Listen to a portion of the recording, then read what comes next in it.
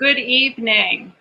I'm Mary Deissler, and it's my great privilege to serve as co-executive director of Boston Landmarks Orchestra. We're in for a very special discussion this evening, and I am so pleased to have a wonderful array of guests to join us for this. We have our concert celebrating the 19th Amendment passage next week. I hope you'll be able to join us for that. But in advance of that, we have a panel discussion with 4 women who have been very involved in music all of their lives. And I hope we'll have a lively and engaging discussion about what it means, especially around the 100th anniversary of the 19th Amendment, to be in this field. Women are still very much underrepresented in the jazz and classical fields, especially as conductors and composers and as instrumentalists in sax or trumpet in the jazz world. There's been progress, I'm delighted to say.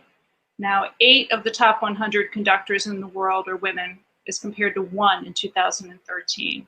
That mirrors a little bit the progress of CEOs in Fortune 500 companies. That's up to 7% now, from 4% a few years ago. In terms of composition, women wrote fewer than 13% of all the pieces presented by classical orchestras last year. So that's something we definitely need to change. And in the jazz world, women on sax or trumpet are still somewhat of a rarity, more likely to be featured as vocalists as opposed to performers. So without further ado, let me introduce to you our wonderful panel. First, JoAnn Falletta. JoAnn, welcome. It's such a delight to have you here. JoAnn is a Grammy Award-winning conductor, been music director of the Buffalo Philharmonic for 20 years, Virginia Symphony, Hawaii. She's been all over the place. The New York Times has called her an American conductor of extraordinary musicality, one of the finest conductors of her generation. And I found a quote from a musician you had worked with, JoAnn, Frederica Ramos, who said, "We only played 10 bars," and she immediately asked, "Second horns more, trombones less, strings more." Unbelievable, like she was controlling a mixer. So a true master, a leading force for music of our time. And she is the first woman to head a major American ensemble. JoAnn, we're so delighted to have you here. Thank you. Thank you. Grace Kelly. Grace is an award-winning singer, saxophonist, songwriter, composer, band leader, 13 acclaimed albums. Part of the house band for the Late Show with Stephen Colbert. She's still in her 20s, has accomplished so much already, has an incredibly wide social media audience. I love watching your exercise videos when you're playing. I don't know how you do those deep knee bends, but you do. Billboard has proclaimed that she is making jazz young. New York Times calls her a virtuoso. And her pop anthem, She's the First, was picked up by Glamour Magazine Foundation. Grace is host for our concert next week called She's the First. She'll be playing that, hosting, and giving us a tour around Boston's historical women's archive site. So welcome, Grace. Thank you for being here. Thank you so much. So excited about this. Thank you. Clarice Assad. Welcome, Clarice. Clarice is a Brazilian-American composer, pianist, arranger, singer, originally from Rio de Janeiro. She's recorded 7 solo albums and has appeared on dozens of additional recordings, nominated for a Latin Grammy. And her latest album, Project W, featured diverse works by women composers. That was published last year. She started performing at age 7, I read, and comes from a family of very well-known guitarists. She is guitar as well as, well, very multi-talented. So welcome, Clarice. So glad that you're here. Thank you. And last but by no means least, Francine Trester. Hello, Francine. Hello. Francine is well known to Boston Landmarks audiences. She is a professor of composition at Berklee College of Music, trained as a violinist from age 6, I read, went to Juilliard Prep at 10, and then on to Yale. So anyone in the Boston scene knows Francine and her music. She not only composes beautifully, but she's known for authoring the texts of many of her song cycles and chamber operas. And she wrote a piece for us that we won't perform this year. It'll have to be next year because it's for full orchestra, called A Walk in Her Shoes, which is based on Anna Clapp Harris Smith, who founded the Animal Rescue League in 1899. So we look forward to hearing that again next year. So welcome, everybody, and thank you so much for being here with us. Okay, so I'd like to start, and we can probably go in order for this one, but tell me who your most important mentor and cheerleader was at the start of your career, and did you ever have problems with anybody in the family saying, you want to do what? How are you going to make any money at that? How are you going to make a success? So JoAnn, could I start with you? Well, my family was very supportive, but they were not musicians. I loved music, and they were children of immigrants, and maybe would have learned an instrument, but never had the opportunity. So they were supportive, but they could not be really supportive in a way of understanding what I was doing. So I think the people who really helped me were my first teachers, who really opened the door for me and believed in the idea of a woman conductor. So that was a big start for me, just to have someone at Manus and someone at Juilliard say, okay, we'll give it a chance. And maybe they weren't totally sure that it would happen, but but without the support of my family, without their belief in what I believed in, I could never have done it. I read that you went to a concert at Carnegie Hall. You heard a Beethoven symphony, was that right? The Pastoral, maybe? And you turned to your parents and said you wanted to be a conductor. Is that right? Well, I was playing guitar from a very early age, and they knew I loved music, so they started to take my sister and myself to concerts. And I remember that one at Carnegie, and I remember the Beethoven Sixth, and I remember being so overwhelmed by what the orchestra sounded like, which was the American Symphony. I found out after the fact, but I said to them, I want to be in the middle of that. I want to be in the middle of an orchestra. I want to be the person who helps that happen. They didn't know what a conductor did, but they helped, and it was really thanks to their support that I was able to go forward and go to Manus and Juilliard. Wonderful story. And Francine, how about you? Well, I think my composition teacher, Jacob Druckmann, had a tremendous influence on me. He was an influence not only in graduate school, but the big thing for me was in my senior year of college, he let me take his grad school orchestration class, and his insight into the orchestra, and he liked what I did in the class, so that gave me encouragement. Another big influence who's been on my mind actually this week is Leon Fleischer. Oh. He passed last week, and I got to work with him. Actually, I was at Tanglewood as a violinist. But a lot of what he said, his musicianship, and some things he said to me also made me see a path, that I hadn't really totally contemplated before, involving composition. And so they were both of them were tremendous influences. My family has always been supportive, but I will say when I first, I wanted to play the violin, and I think it was like 4 or 5, I kept asking my parents, and they said, "You sure you don't want a dog?" And for some reason, I kept asking the dog instead of the violin. I don't know what that was. I don't know. But on open school night, I had left them all these notes in my classroom, that said, kind of a violin. So I have a dog now, so I have it all. Good. And Grace, I read that you wanted to be a Broadway actress originally, and that you did a show at a church when you were 12 years old, and you said, wow, this could be something that I really might want to do for my life. I don't know if that's true or not. We'll put that out there. Absolutely. No, I'm very fortunate to come from a musical background. My parents were taking me and my sister to see Broadway shows back when I was 6 years old. I completely fell in love with Broadway. I wanted to be, starring in a show one day. And that was before I fell in love with jazz and music. And so it was in my bones early, and I found the stage to feel like home. And I've been very fortunate to have some incredible jazz saxophone mentors who are honestly just my idols and legends in the alto sax. Lee Conant, who was in Miles Davis' original No Net And that record, Birth of the Cool, has been a mentor of mine since I was in my teens. Unfortunately, he passed a couple months ago. But such an incredible artist. And Phil Woods, Frank Morgan, incredible mentors. Got to record with both Lee and Phil for a couple albums of mine. Toured with them, learned so much. Definitely a lot of pinch me moments. And I'll just say, my parents have been my number one fans, incredible cheerleaders, and I'm so fortunate to have their support.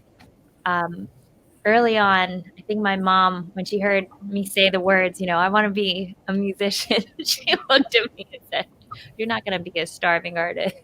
Right. And on edge, just because of, she has some people in her family that have gone down the artist music route, and she's just a little nervous. But when she saw that, and my dad was just like, she's living, breathing, eating music and jazz and saxophone. And when my mom saw that really was the case, she was like, all right, well, we're going to support you in whatever you want to do and love. So if that's music. She came around quickly, but, I'm was lucky. A little bit of that, right? Good. And Clarice, you come from such a musical family too, right? So maybe you had the opposite. Were you more than encouraged to go into music? Yeah, but I was not forced to do it. It was like always a kind of a game that I did with my father. He's definitely my biggest influence because I spent so much time with him when I was a toddler, and just listening to the guitar. Like I play piano, like I would play guitar. It's like in me, my bones, and everything. But I was never like forced to practice or to do anything that I did not want to do. And I think that's why I ended up becoming a musician, because there was no pressure. It was just like pure desire to do it, Mm-hmm. You talked about you were born in Rio, is that right? But your dad moved to Paris after a bit, and there was a period when you stopped playing music because you missed him or you didn't have him around anymore, and then you reconnected. Is that right? Yeah, it's very true. It was, my father and my mother, they split when I was about 6 years old, and he ended up having to do a career in music elsewhere. In Brazil, it was impossible to do that, especially classical music. So he left Brazil and ended up living in Paris. So eventually he remarried, had another family. It was a kind of a mess, if you can imagine, emotional mess. And then I just totally, I couldn't be with music anymore because I think I just associated it with him, like 24 hours a day having him around and play together. So I had to find my love for music later in life, get my way back to it without having it to be associated with my dad. Well, we're glad you came back to it. Me too. We have some interesting connections here. We have guitar connections, I think, with everybody here. JoAnn, you run a guitar competition to this day, and that's how you started. Clarice, of course, that's in your blood and in your bones. Francine, you've written for guitar. And Grace, you play every instrument under the sun. Through that as a connection. Yes. And do you? Good. You see all your instruments back here, so you have a little bit of everything, I think. How many instruments do you play? My newest venture is I've been learning electric bass. It's been a lot of fun. But I play all the woodwinds, baritone, alto, soprano, sax, flute, clarinet. I play like 7 or 8 keys, vocals. Those are my primary. Just a few, right? Just a few. And 3 of you have a Berklee connection, too. I think, JoAnn, you're the one who does not have that. Clarice, you went for a very brief period to Berklee when you discovered they didn't have any orchestral. Well, I didn't know back then, there was no internet. I went all the way from Brazil thinking I was going to be ready for a symphonic orchestra, and then they showed me a room with a keyboard and a computer, and I was like, that's how I was like, no, I want the real thing now. And that was 1997, 98, so things have clearly changed from that time. At the time, that's what I was dealt with, so I left. But I loved it there. I think it's a great school. I had a great time, and some of my best friends are from Berklee. Right. And Grace, you're your very recent Berklee connections, right? Yeah, it was an amazing place for me. I met so many of my, colleagues, friends, professors that I work with. And the thing I love the most about my time at Berklee is, I guess, no orchestral program. Well, they've definitely expanded over the years, but I love the diversity, and I love walking into a room and hearing incredible, jazz musicians, pop, classical, heavy metal, you name it. There was always so much music, world music, so much stuff going on. I just love that. And Francine, you're still very much part of that community, right? Yes, I am. So I'm a professor in the composition department, and I've been there for a while. It's a terrific place. All the different kinds of music that go on under one roof, I think is really unique. The orchestra program has picked up. They have a real orchestra now, and very good, and that's changed over the years. So that's a terrific component now of Berklee. So it's a great place. Great shout out for Berklee. So we all have these concert experiences, moments that sort of stick in our mind, and they can be memorable for either being really wonderful or hopefully not for being like, oh gee, glad I got out of that one alive. So I'd like to ask, what really sticks in your mind as your most memorable or one of your most memorable experiences because of the situation, the piece, what was happening on stage, or what you were hoping wasn't going to happen? Clarice, let me start with you. Oh, okay. Well, for me, definitely it was when I went on tour with my family for the first time. And I'm talking about my grandparents were also on stage with us. My grandfather was turning 80 that year, and he did that while he was on tour with us. And it was 3 generations of the Assad family on stage performing for maybe like a whole month together. It was so emotional and incredible to see that and be able to do that in a time when my grandparents could still do it. So yeah, I'm really grateful for that. Like, the reception was incredible, and all the diversity of different styles and instruments that everybody played together come alive. So that's very strong and dear to me. Wonderful. Francine? Well, I could talk about one fairly recent memory and one upcoming memory. So last year, we premiered this chamber opera I wrote about Florence Price, the composer Florence Price. Mm-hmm. And it was commissioned by Shelter Music Boston. And I went to the performance that they had at one of the shelters. It was the Dimmock Women's Center. And it was an incredibly moving experience to share the music with the shelter audience. And then later, they did it as part of a fundraiser at Pine Manor College. So it was a different audience.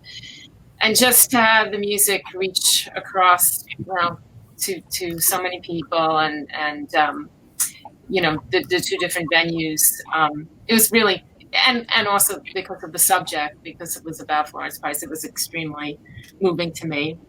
Brianna Robinson's going to perform an aria from it next week. So looking forward to that. And then I just wanted to say about A Walk in Her Shoes. I can't wait for that to be a memory. That's about actually several women along the Boston Women's Heritage Trail. And I think when that happens, that will become a cherished memory as well. So. Okay, wonderful. JoAnn, you have thousands of concerts under your belt at this point. But are there a couple that stick in your mind? Well, some of them do stick out, and I have to say one I think will always be at the top of the list for me, and that was the night that the Virginia Symphony made its debut on the stage at Carnegie. Now, the Virginia Symphony is not a huge budget orchestra, so for the idea of us to go to Carnegie alone was like almost impossible, but there we were, and we went the day before that, and so of course all of us went to Carnegie the night before our concert to hear the Philadelphia Orchestra playing, and it was fabulous. So already we were thinking, what are we doing here?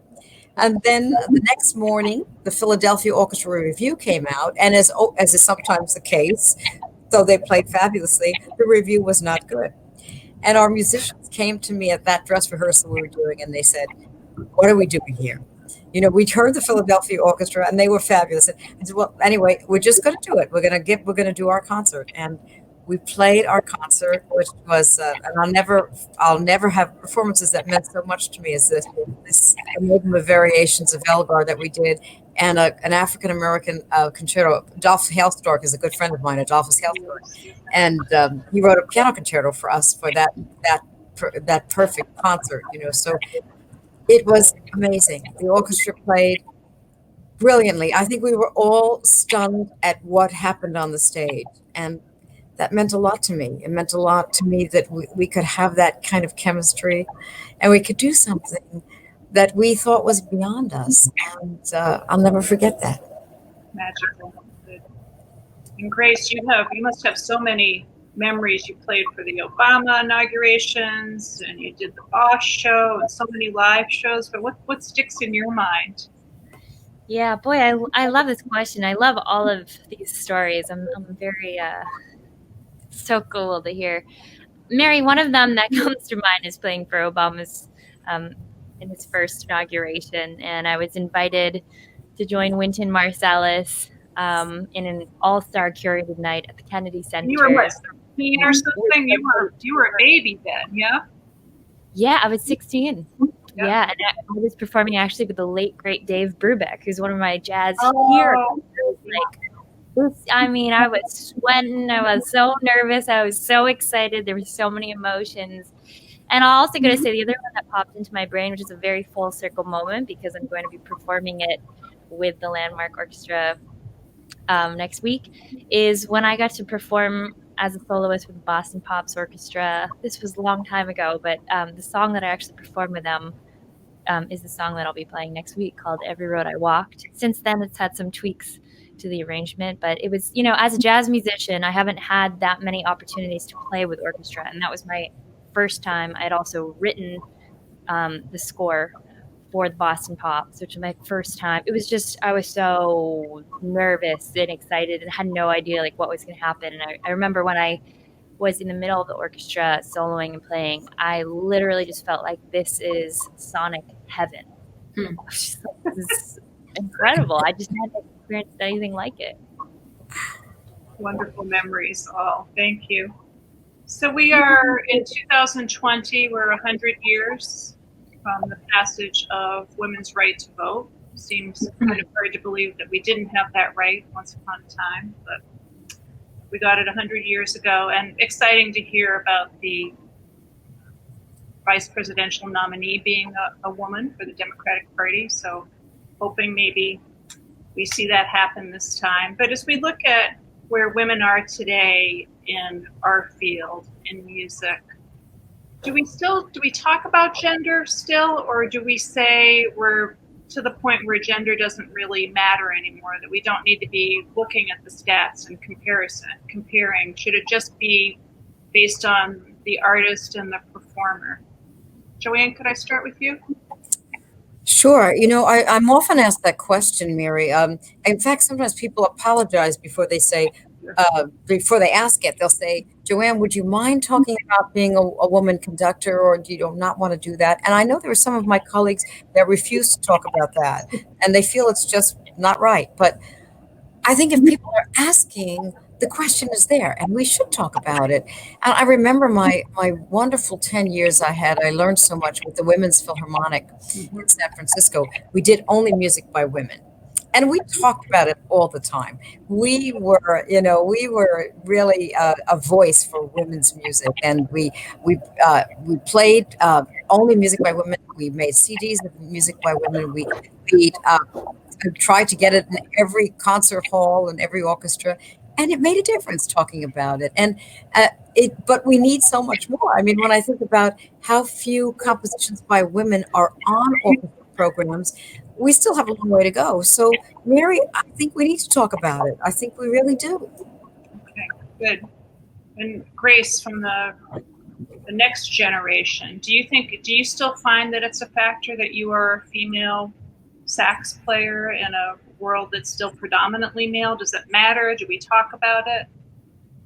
I'm so glad that you're bringing up this question and we're discussing it. I mean, I feel very similarly as JoAnn of this is very important to shed light on. So excited for the performance of Landmark Orchestra next week and what this program is about, and highlighting such incredible women and composers and performers.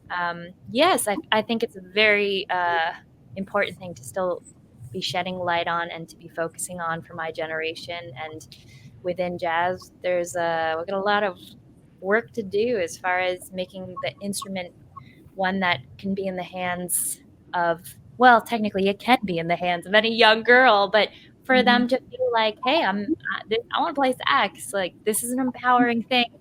I recognize now that I get messages from young girls who are now playing sax, and they say, like, I really look up to you. You're one of my inspirations. And I'm just so moved. And I think it's very important to have role models. And in order to have those role models, we need to have a spotlight on those amazing women and make sure that the world knows, hears, sees about them. Francine and Clarice, both as composers in a field that is still, I think, still very much male-dominated when we look at it. How do you feel we have those discussions and talk about advancing the work of female composers in particular? Francine? Yeah, I think it's something that still needs to be addressed. It's funny because two of the recent pieces that I've worked on have been historical pieces. One was about Florence Price, and then with The Walk in Her Shoes, it was researching the histories of these women from Dorchester. Mm-hmm. And the thing that kind of struck me is how so much of what they were saying 100 years ago, or thereabouts, still resonates, and some of the problems that they encountered, are still there. So there is work still to be done, I mean, of course, the counter argument is that you don't want to be confined to a label, a woman composer, you want to be a composer. But there is the reality of society and life, and those realities do have to be addressed in balance. But it is interesting in studying the history, you see how much have things changed or not, so it's interesting. Clarice? Yeah, I agree with what all of you have said. And I think that it takes time for the mindset to change. And this is very much, patriarchy is very much ingrained in our society. So it is important to talk about it just as a reminder that this needs to change. It will be a while before we can say composer and not put a label on whatever gender you're talking about, just because we haven't really had a lot of presence in the field. I'm not saying that we haven't been around, but we have definitely not had the same, as nearly as much attention as the male-dominated field has been, especially in the fields that we're talking about here, composing, instrumentalists, and conductors. So yes, we need to keep talking. We need to keep making noise, because that's the only way we'll finally eventually sink in. It just takes time for us to agree collectively that it is the new norm. Mm-hmm. So I've been thinking a lot about this lately vis-a-vis music, what our role is in the way society is changing and hopefully should continue to change. And that's been, I think, amplified by the pandemic, and then watching the George Floyd, that horrible episode, and the protests unfold, preceded by the Me Too movement. And it brings up a question for me, and I know some of my colleagues, do we have a role as activists to play? And if we do, how do we do that? Do we do that through our music? How do we fit into the social fabric of what's happening in the country right now? And I'd like to throw that out to whoever would like to take a stab at that. I will say something quick, just because you reminded me of that. The Albany Symphony has done an incredible, I think, job at reaching out to communities that are around them, everybody, like they're including everyone, and commissioning artists to write about these things. So last year I was invited to come up with this composition that would involve the Girls Inc. And we worked on a song together, and the point of it was to have these girls who had never written music before to be exposed to songwriting, and then with that, write an arrangement of the song they wrote with the Albany Symphony's ensemble called Dogs of Desire, so that they could perform it with the girls on stage. And the theme was exactly what we're discussing today. It was all related to social change. Every composer had a different theme to work with. I did a piece on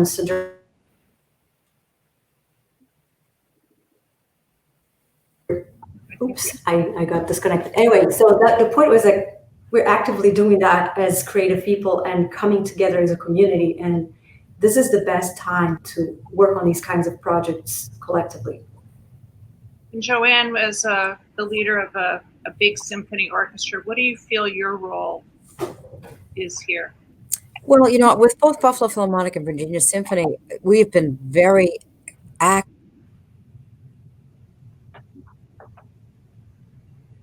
because both Buffalo and Norfolk, Virginia, and that area have a very diverse population, especially in the schools. So it's been great to see that, and to help that by inviting guest artists of color, diversity, guest conductors, compositions. And I think my role now is to just keep researching more and more of this music, because it's been great, and we want to make it now absolutely mainstream. We want to do it so much that it becomes a part of the canon.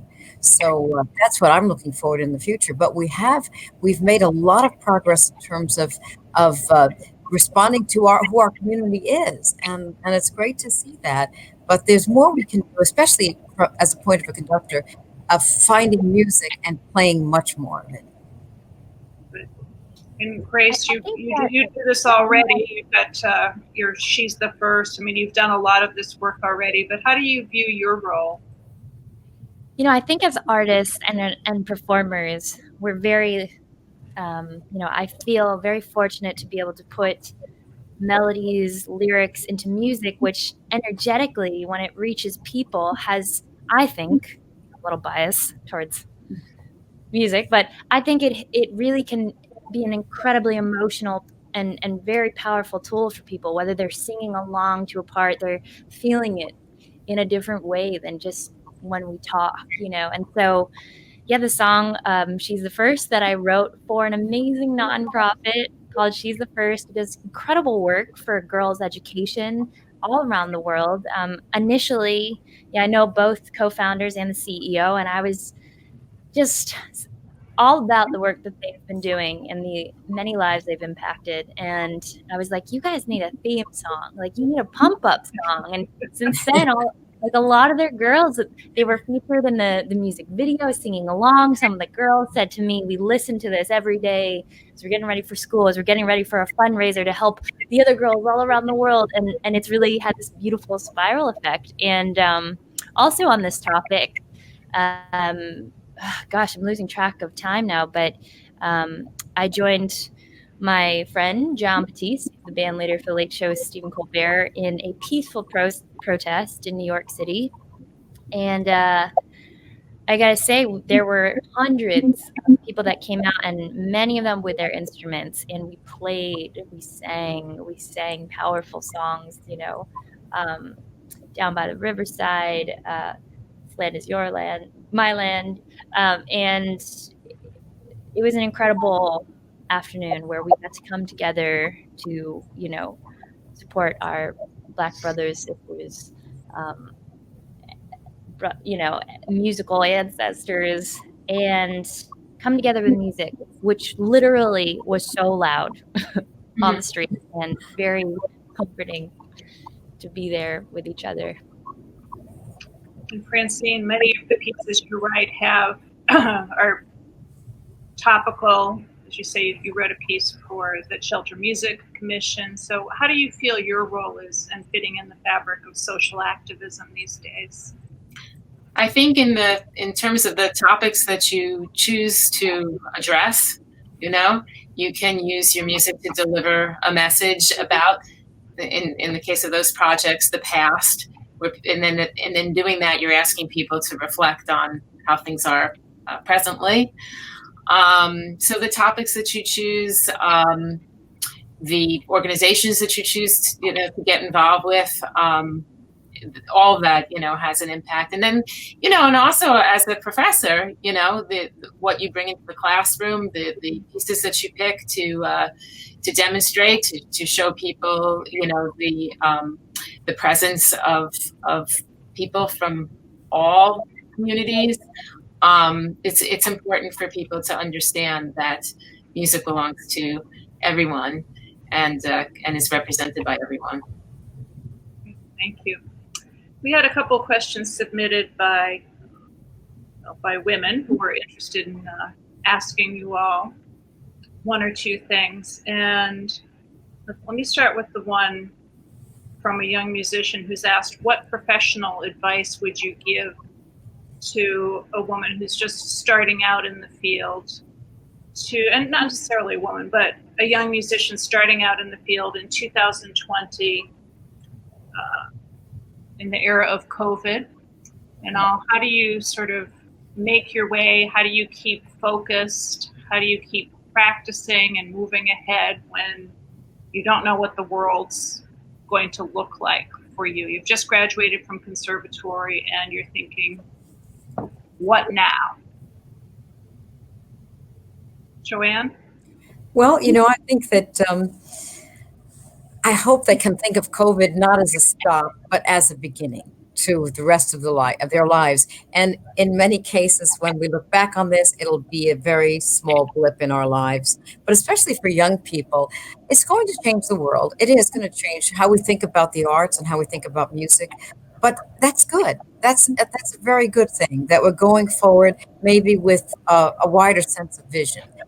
With more possibilities. So I would say definitely be positive. Don't be depressed about this. I mean, just do as much as you can, be as creative as possible, be willing to change.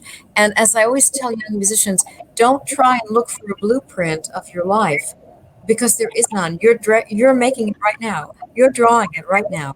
And it's going to be you. It's going to be who you are. That's the exciting thing. So yes, life will change, but you're just at the beginning, and just work hard, expect a life of hard work, but expect a life of great happiness too, and be flexible and positive. Grace? Oh, I just love that, JoAnn. That was, I just, I with everything you just said, absolutely. And I'll just talk to, maybe there's young ladies watching right now who are interested in different genres of music, whether jazz or pop or others, and maybe in becoming band leaders. I think what JoAnn just said about adapting to these times, being flexible and vision is so key right now. There's such uncertain times, and I can only imagine, as someone for anybody who's just coming out of college, it's like, whoa, oh my God, state of the world, what's my future look like, But I think it's important to put on your entrepreneurial hat, especially if you're looking to become a band leader or I can only kind of speak from that place because that's my experience. The internet has opened up so many doors for us in your ability to be able to create your web show, to put out the music you want to be able to put out without having to put in you don't even have to have a huge budget if you're trying to make your own music these days, or you just need an iPhone to be able to film a recording of yourself and put it up on YouTube. So there's really so many ways you can go at it and still reach an audience, even while being at home during COVID. So you can still get started and, keep step by step figuring out what life will be like and adapting and learning what other people are doing and just, using the internet safely these days until the world opens, until the US. We can see people again, right? And how about our composers? What do you think? Somebody who's a young woman who's really interested in being a composer and coming out now and saying, what the heck am I going to do at this point? What encouragement would you give them? Well, I think both of those answers are terrific because of their positivity, and remaining positive is number one, and flexibility, which they mentioned. And that can be applied to composition. It's a unique opportunity to reach people that you might not have been able to before. And the positive thing that I've seen in this is the ingenuity. You know, some of these performances that have come out that like places like Landmarks have done, the workarounds that people have found, and in some cases they actually become their own art form. You know, and I think if you concentrate on, gee, it's not this and it's not that, that's not going to be going to move you forward. But if you see it as you're creating something new, a new art form, that's can be very exciting, actually. Clarice? Yeah, well, I'm trying to think of how can I add to all of the wonderful things that you've said. I can compare the situation a little bit of what's happening right now with when I was coming out of college years and going into professional musician's life, which was not easy because it was very little time after 9/11 happened, and that was very traumatic for everybody. It was also during a time where the music industry was completely shifting from one model to another, because before that there was no streaming, there was no music for free on the internet. It was hard to get music. You had to go buy a CD, and the world looked very different. It was really frightening because it's the same kind of question, but in a different scenario. Like, what am I going to do now that the world is different and there's no more anything that looks familiar, or the path that you had in your mind is completely different now. So I remember what I did back then was to work on very different skills, like not just focus on music, but learn more about how could I make, at the time, a bigger online presence. And I didn't have the money to hire somebody to build a website for me, but I had money to buy the books. So I just honed on my skills as build, like edit movies or, web design. Everything that I could learn was a good asset for me. And I think that's what I would give it as an advice. Let's learn skills that are going to be useful for you besides being a musician at this point, so that you can branch out to many different spaces. So as artists, we all have something in the back of our mind that we haven't done yet, right? One big piece we want to conduct, or the piece we're going to compose, or the group we're going to get together. So what's your dream? What have you not done yet that you're just dying to get your hands on, or to compose, or performers you want to work with? And when we get out of COVID and we're on a stage again and we've got an audience, what's that piece or work, or what thing will it be where you say, wow, this really gives me something that I've been looking forward to for so many years? JoAnn, is there a piece you haven't yet tackled? Hard to imagine, but maybe there is.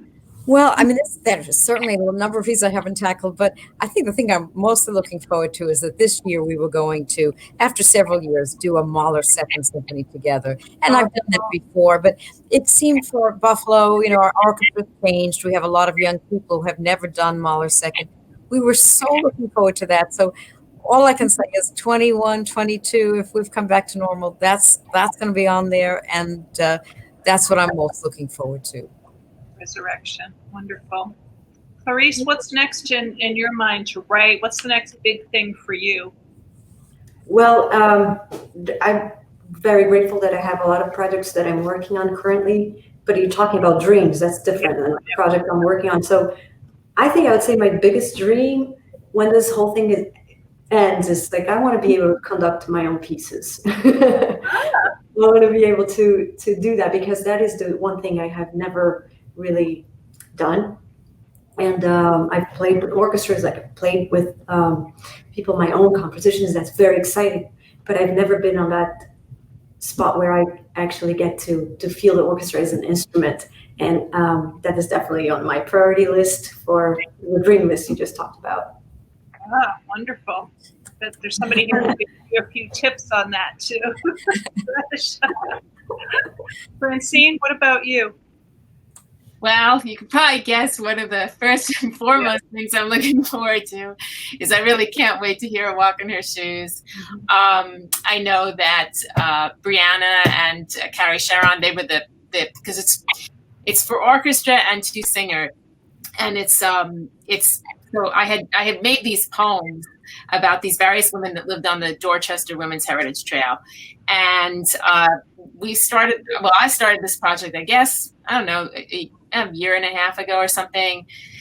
Berklee, it was sponsored by Berklee Faculty Fellowship. We were all really looking forward to it. So that will be a joy, when that comes to pass. I had a couple of concerts lined up as a violinist actually this summer that we couldn't do. So I'll be looking forward to that too. I'm still practicing the repertoire, so it'll be a joy to get back together, and we've played on a couple of porches, outside, but it'll be great to do all the things that we had planned. Yeah. Wonderful. And Grace, you have many decades ahead of you as a performer, but what's on your mind as a big dream? What would you like to do?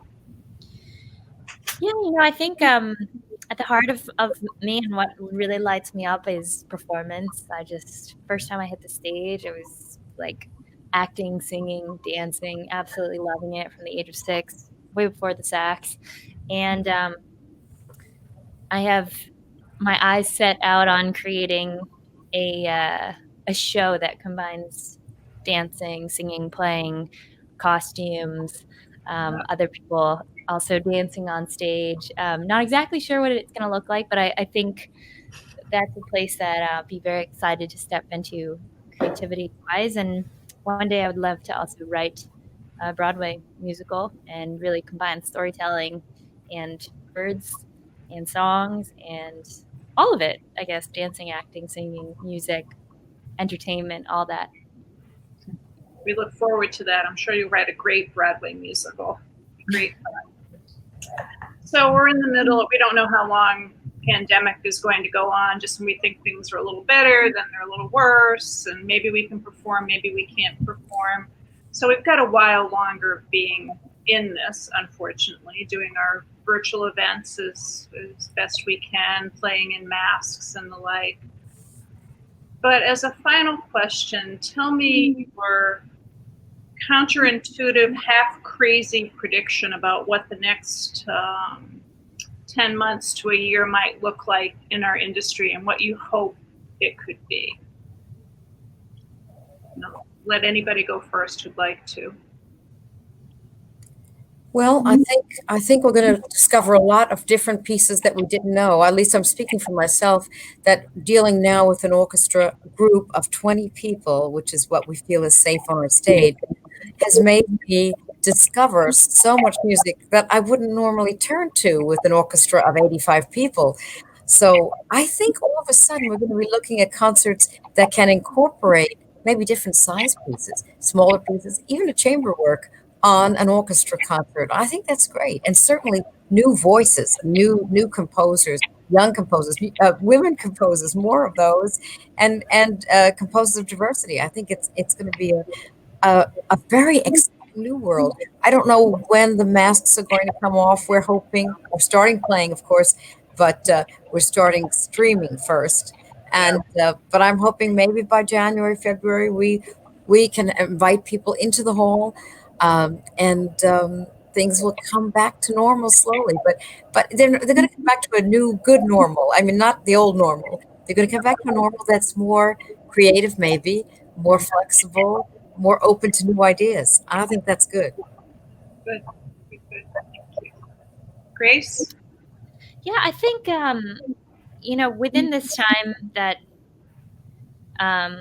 live performance is not the primary thing. We're going to see more and more creativity on the internet and live streaming front. I mean, what the Landmark Orchestra is put together and will create, I think, is super visionary and creative. And I think it's a great opportunity for a lot of artists to be out there right now, figuring out how to kind of take live streaming to the next level. I think there could be more and more virtual collaborations happening, music that wouldn't have been made before because we were limited to just an in-person performance. But now it's like, hey, let's collab all around the world. I also think that for all the, the venues and producers who are now sprinting to kind of podcast, live streams, what we're doing right now, interviews, is a very cool thing for consumers, and for artists to be able to connect with their audience,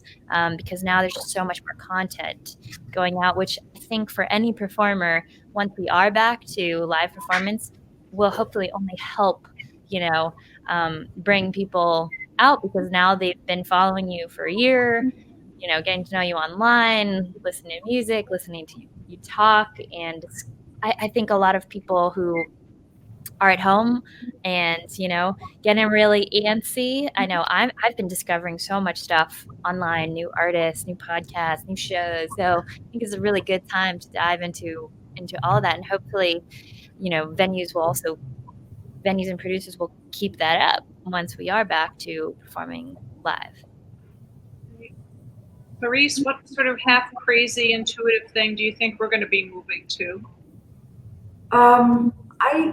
I think that hopefully when we can all get together again in a physical space, that we can continue to implement what's happening with technology, like the kinds of things that we're doing, the streaming, the reaching. You just said that in the beginning of our getting together today, that you have more of an audience now online than you had when you were in a physical space, because people can travel online in ways that they cannot, So I think embracing technology in addition to what we can do in the physical space is very important. So this is like kind of like priming us to get into this new era of technology, and it's always getting more and more powerful, and we have to keep up with it. I think, especially classical music, I think the model is a little bit outdated for what we are experiencing in the world today. Francine, any crazy half intuitive ideas you have?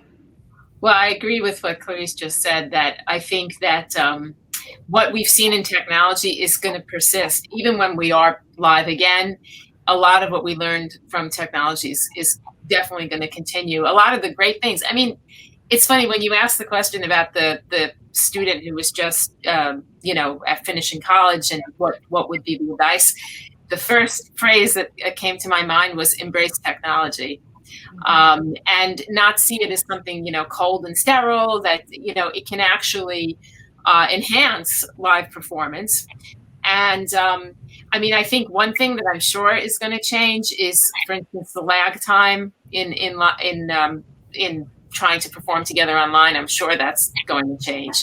And so, you'll be able to bring together people from all over the world, and there'll be a live component plus, somebody who's on the other side of the planet.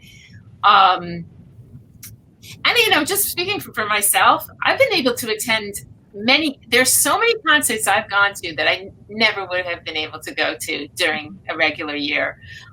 So, what Arthur said about seeing the increase in the audience, I'm one of those people. I mean, there's so many things that I've gone to that under normal circumstances I never would have made it.